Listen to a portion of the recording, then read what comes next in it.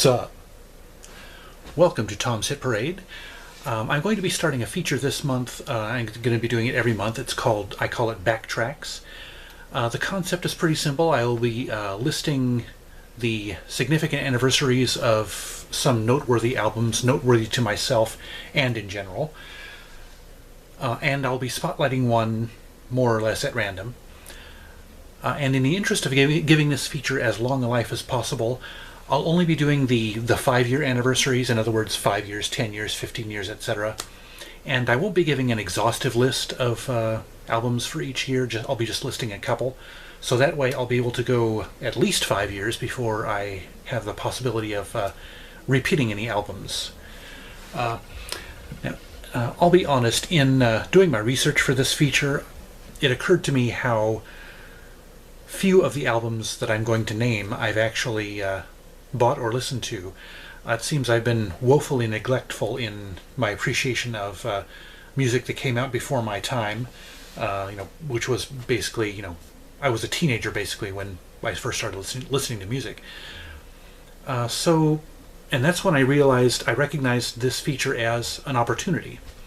It'll help me to appreciate classic albums more, and it will also help me keep my New Year's resolution of buying more vinyl records this year.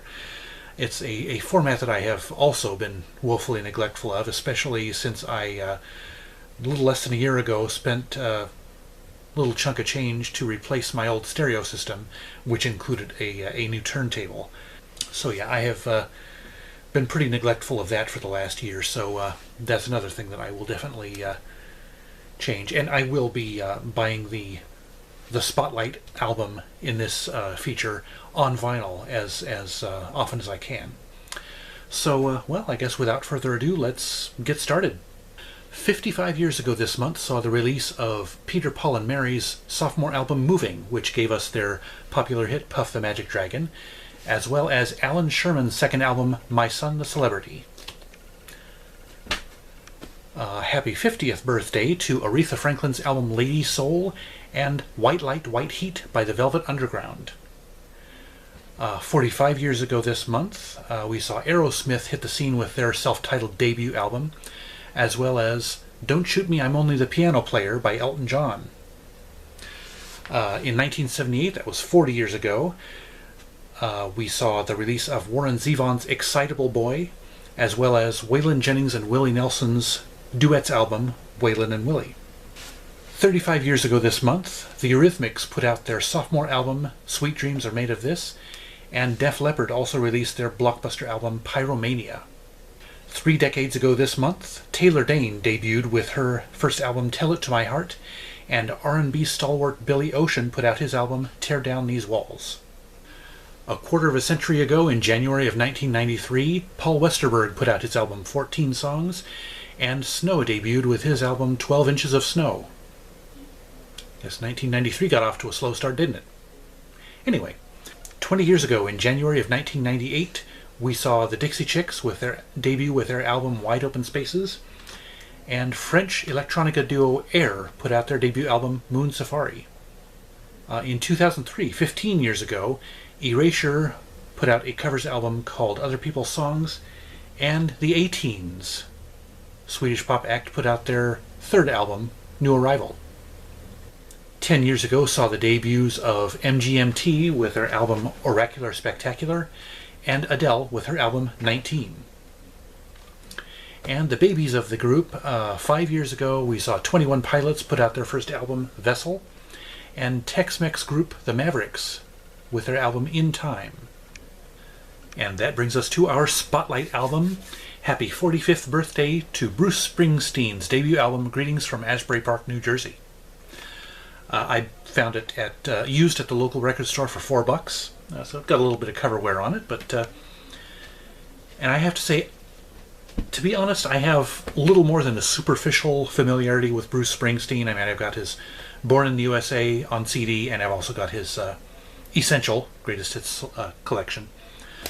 But I have to say, I really like this album, and the first thing that struck me is, well, the first thing actually that struck me was I had no idea that Blinded by the Light was a Bruce Springsteen song. The only version I'd ever heard was Manfred Mann. So you learn something new every day, right? But yeah, otherwise, one thing I got from his lyrical sensibility, at least on this album, was, and I turned out I was right when I looked it up online later, was I get a real feeling of Bob Dylan when I hear his lyrics from this album. Just very intricate, intricate phrasing, and a lot of great lyrics like that. But the music is pretty much Springsteen right from the start. I mean, he hit the ground running with this album, and I was so happy to see the late great Clarence Clemons on saxophone. He was on sax right from the start. But yeah, good songs.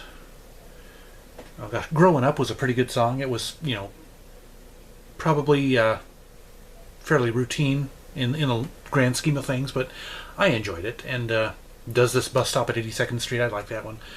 And side 2, actually, I kind of like side 2 a little bit more than side 1. "For You," I really like that one. "Spirit in the Night," that almost had almost a little bit of a Motown vibe to it, in a way, kind of a little bit of a soul thing going on. But yeah, I got to tell you, my first experience with this Backtracks feature was definitely a good one. I think I'm going to really enjoy doing this every month. And I don't know if it was because I'm starting this feature or what, but when I went to the record store, picked up this album, when I bought it, I just had a smile on my face. It just felt good. And putting it on my turntable, taking it out of the sleeve, putting it on the turntable, I mean, it's something I've done, 5,000 times before. I mean, I've listened to records before, but for some reason, it felt like an event. It just felt good. I mean, that's the only way I can describe it.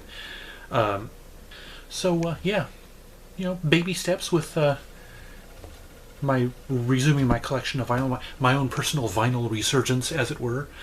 But I think I'm really going to enjoy this. I guess that's it for now. Thank you very much for watching. What's your favorite album that's celebrating its 45th birthday this month or this year? Let me know in the comments. Like, subscribe, share, what have you.